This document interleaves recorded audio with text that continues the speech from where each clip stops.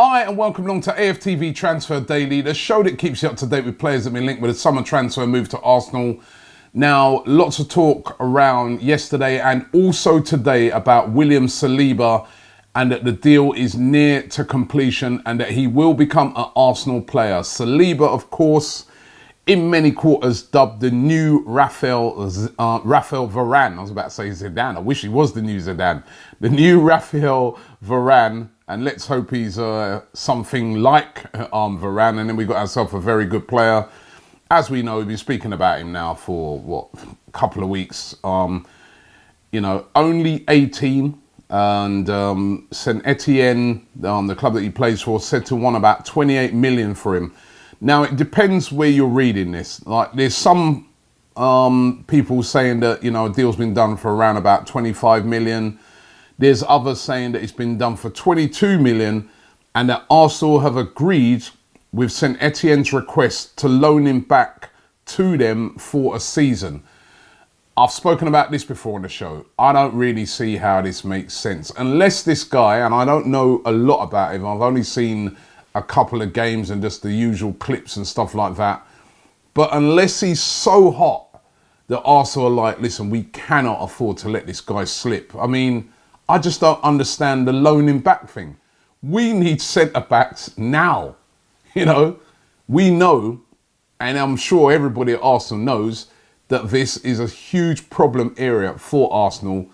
So to buy a guy that we then think, okay, maybe this is a guy that can come in and potentially fix the problem, and then loan him back for a season to St. Etienne, really doesn't seem to make sense. It makes sense on the aspect that, he's going to go back, he's going to get game time week in, week out, learn his trade, and then be ready to come to us. But when we've got a very limited budget to outlay that amount of money on a player to loan him back for a season, it's just a bit of a strange one for me. But listen, that's one of the talks. And as I said, the other one is that we're going to take him outright for about 25 million. We'll have to wait and see. It seems like a very complicated transfer.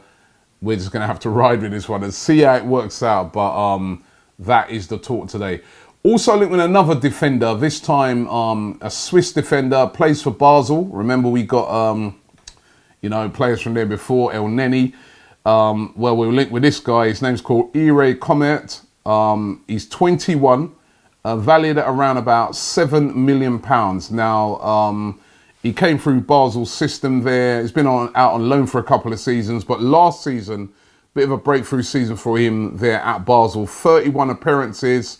He's also a Swiss under 21.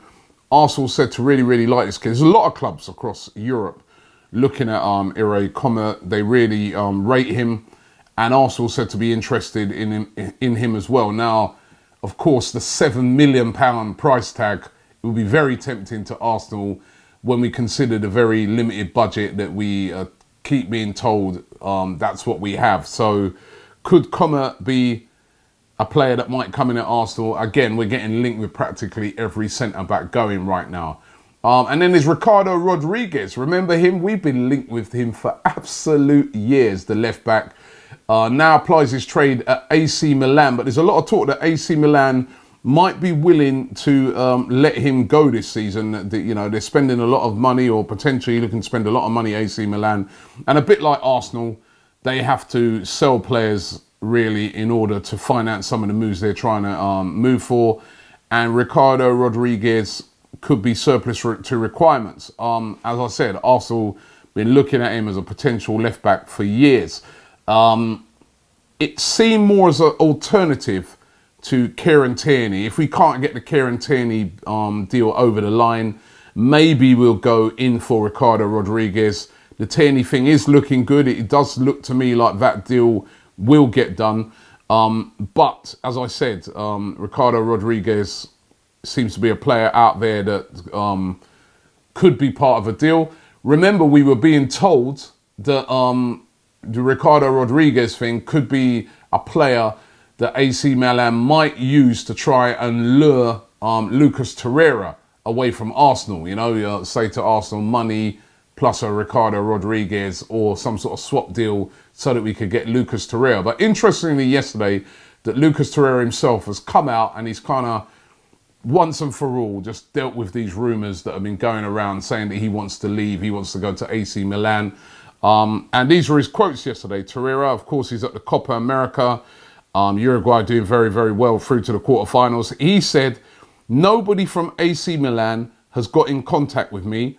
Today, I'm in the Premier League and happy to be part of Arsenal. So there you have it. And he went on to say that, yes, he has found it hard to adapt, but no problem. I'm looking to stay at Arsenal. So as I said on yesterday's show, you get these publications, they're almost like they're working on behalf of some of these clubs.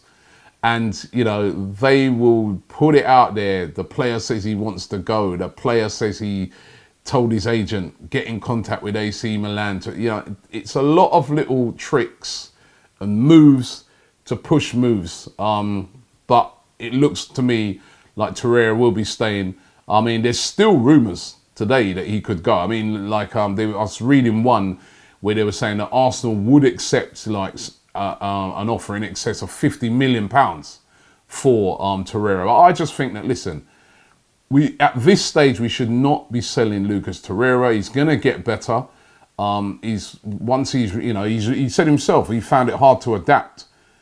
And yet still, in his first season, for me, he had a good season. He dipped a bit towards the end of the last season, but now he's going to get more used to playing in England, the weather, everything like that. It can only improve him as a player.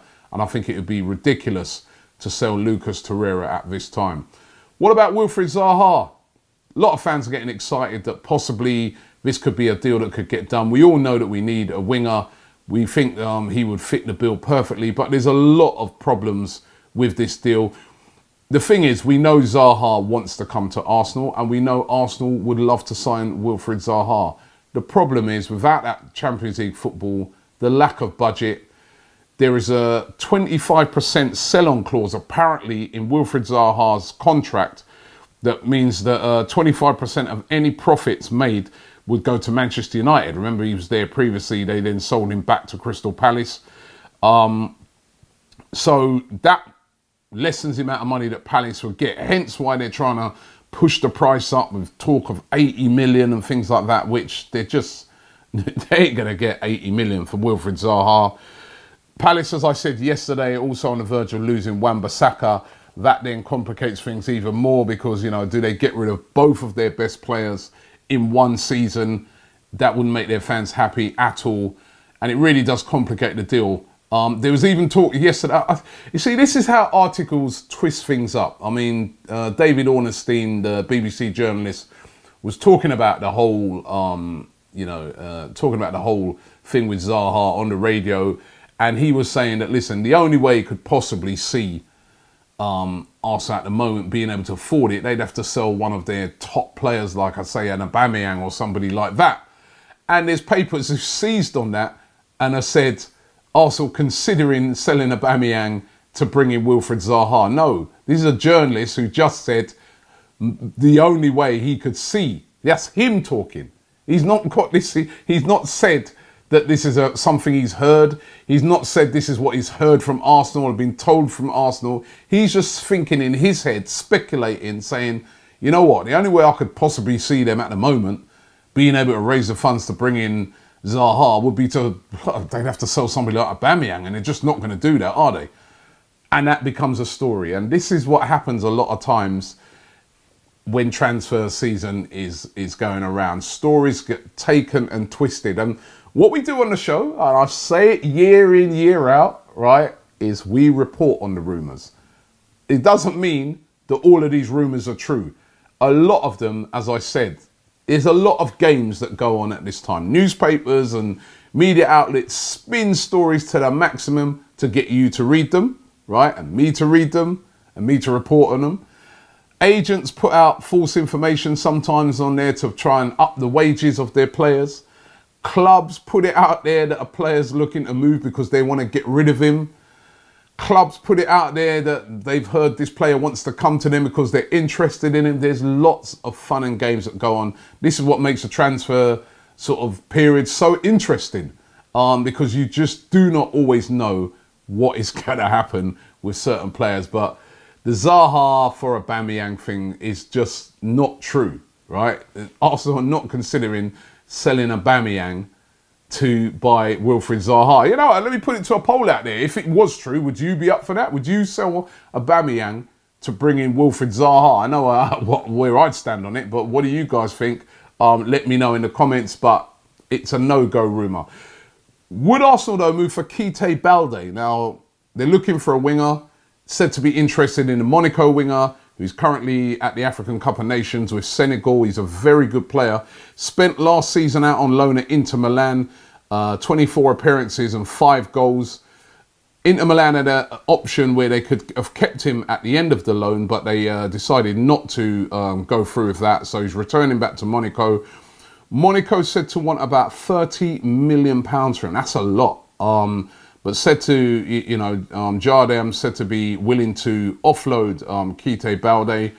Good player, and he's interested in Unai Emery. Unai Emery looking at it and saying, this is an option. If I can't get a Zaha, if I can't get a Carrasco, Fraser, maybe this guy's an option to bring in Keita Balde. Let's see how that one develops. And Julian Vigo of Borussia Dortmund. Now, Vigo, a very good player, centre-back who can also play as a defensive midfielder. Still only 23, Vigo. He burst into the team quite young at Dortmund. Valued at around about £27 million. Now, there's talk today, which is quite surprising, because he's done well for Dortmund, German international. There's talk today coming out of Germany that Dortmund may be willing to sell him for around about £27 million. Of course, Dortmund have just bought back Mats Hummels from Bayern Munich, and game time for Vigo may be limited, and they may be looking to cash in on him. This PSG said to be interested. Arsenal obviously need a centre-back. They said to be interested. I have to take an eye, see how this one develops out. I mean, there's been no talk from Dortmund or anything like that, but if true, again, another decent centre-back that Arsenal could possibly consider bringing in. We need a centre-back, and not one that's going to go out on loan somewhere after we bought him. We need somebody now. That's my opinion. Let's get into some of your comments. Here, Tombo16 says, why not sign Saliba and loan out Mavropanos in return to St Etienne? It will give Mavropanos, or Mavropanos, whichever way you want to pronounce it, much needed game time. He isn't getting here at Arsenal. He's not getting a lot of game time. He's always injured. But I hear your point on that Mavropanos thing. You know what I mean? He's, again, a very young player, Mavropanos, who's hardly figured for Arsenal because he just seems to be injured all the time. Don S says, Tottenham are on the verge of signing Ndombele for £62 million. Arsenal on the verge of signing Martinelli. WTF, man. I understand that that Ndombele is have to admit, is a quality player that they're getting there from Lyon if that happens. But the problem that Arsenal have got, we ain't got the players to sell. They're probably, yes, they'll bring in Dembele, but that's probably because they know they're going to lose Eriksen. The money that they get for Eriksen is going to pay for Dembele, right? Whereas Ramsey's gone for nothing. So we've got no money from that Ramsey move to Juventus to bring anybody in. And they've got Champions League football, we haven't.